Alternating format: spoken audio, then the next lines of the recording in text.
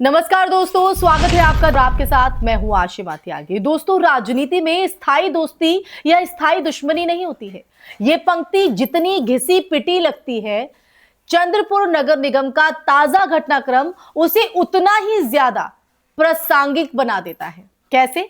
दरअसल महाराष्ट्र की सियासत में जो कुछ चंद्रपुर में हुआ वो सिर्फ एक मेयर चुनाव का नतीजा नहीं है, बल्कि आने वाले महीनों की राजनीतिक दिशा का ट्रेलर है। कांग्रेस सबसे ज्यादा पार्षद जीतने के बावजूद मेयर की कुर्सी से बाहर रह गई और कमल उस जमीन पर खिला जहां उसकी जीत तय नहीं मानी जा रही थी। वजह उद्धव ठाकरे गुट का समर्थन। तो चंद्रपुर नगर निगम चुनाव 2026 में कांग्रेस संख्या बल के लिहाज से सबसे बड़ी पार्टी बनकर उभरी थी। सामान्य राजनीतिक गणित कहता है कि मेयर कांग्रेस का होना चाहिए था, लेकिन मेयर चुनाव में नतीजा उल्टा निकला।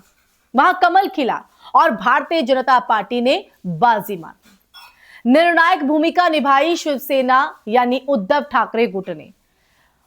तो शिवसेना के पार्षदों ने, जिन्होंने कांग्रेस की जगह बीजेपी उम्मीदवार को समर्थन दे दिया। अब दोस्तों, यही वो मोड़ है जिसकी वजह से आज हम ये चर्चा कर रहे हैं, जहां स्थानीय राजनीति राज्य स्तरीय समीकरणों से टकरा जाती है।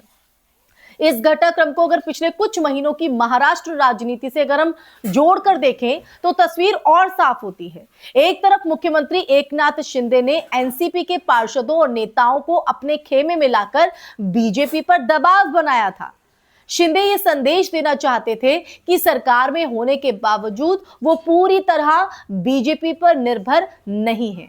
वहीं दूसरी तरफ अब बीजेपी ने उद्धव ठाकरे की शिवसेना से नजदीकी दिखाकर शिंदे को साफ संकेत दे दिया कि उसके पास विकल्प खुले हैं। चंद्रपुर इसी पावर बैलेंस की प्रयोगशाला बन गया है। दोस्तों, समझ रहे हैं आप? ये प्रयोगशाला बन कैसे गया और इसका क्या प्रभाव पड़ेगा, ये मैं आपको बताऊंगी।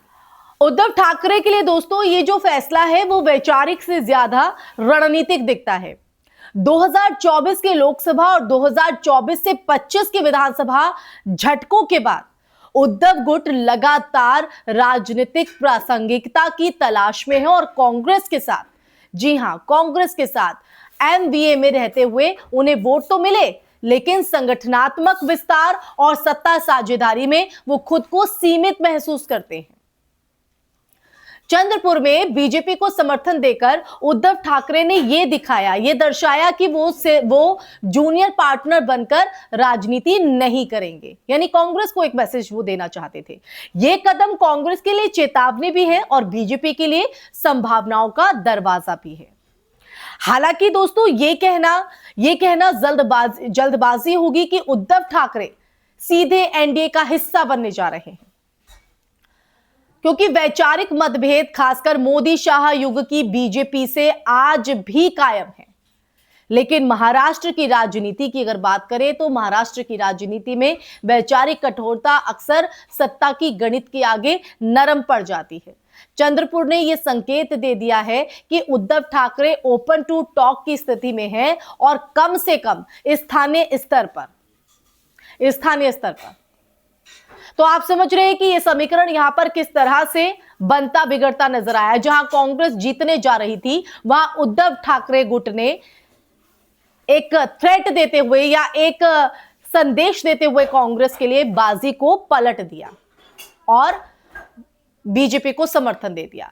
दोस्तों, कांग्रेस के लिए यह झटका सिर्फ एक नगर निगम तक सीमित नहीं है, यह भी सच्चाई समझिए। यह उसके महाराष्ट्र मॉडल पर सवाल खड़े करता है। और देखिए, सबसे बड़ा दल होने के बावजूद सत्ता से बाहर रह जाना यह बताता है कि कांग्रेस के पास ना तो मजबूत पोस्ट पोल मैनेजमेंट है और ना ही सहयोगियों को साथ बांधे रखने की रणनीति।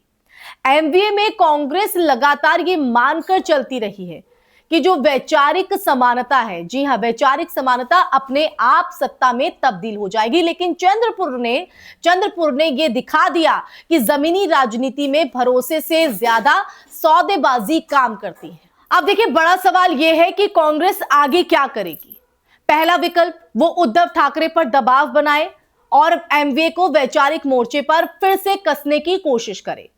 दूसरा विकल्प है वो है स्थानीय निकायों में अकेले दम पर ताकत दिखाने की राजनीति अपनाए, जो फिलहाल अगर हम देखें तो संगठनात्मक कमजोरी के कारण कठिन दिखती है, उसकी पॉसिबिलिटी जो है वो कम दिखती है।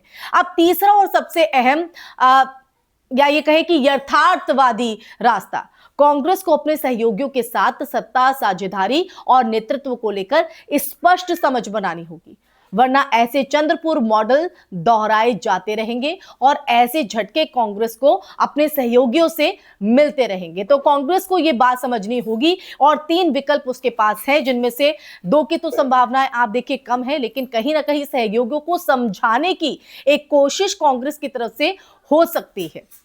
अब ऐसे में दोस्तों चर्चा के अंत में आप लोगों से यही कि बीजेपी के लिए यह जीत मनोवैज्ञानिक रूप से अहम है।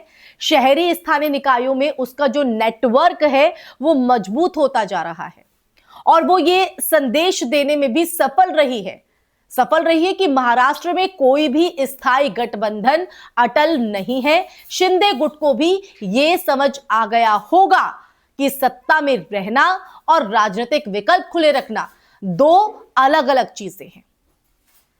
तभी तो आप देखिए कि जो है उद्धव गुट यहां पर समर्थन करते नजर आया। तो चंद्रपुर का मेयर चुनाव इसलिए अहम है क्योंकि ये भविष्य की राजनीति का संकेत देता है और यहां सवाल सिर्फ ये नहीं है कि किसका मेयर बना है, बल्कि दोस्तों सवाल ये है कि किसने किसे कितना असुरक्षित महसूस कराया।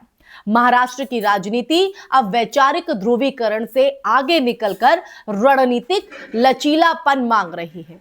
जो इस खेल को समझेगा वही अगले दौर में बढ़त बनाएगा और जो नहीं समझेगा वो सबसे ज्यादा पार्षद जीत कर भी सत्ता से बाहर खड़ा मिलेगा, जैसा कि कांग्रेस का इन चुनावों में, मेयर चुनावों में हश्र हुआ है। इसी के साथ इस चर्चा में फिलहाल के लिए बस इतना ही दोस्तों। ये चर्चा आपको कैसी लगी कमेंट सेक्शन में कमेंट करके जरूर बताइए। जय हिंद, जय भारत, नमस्कार।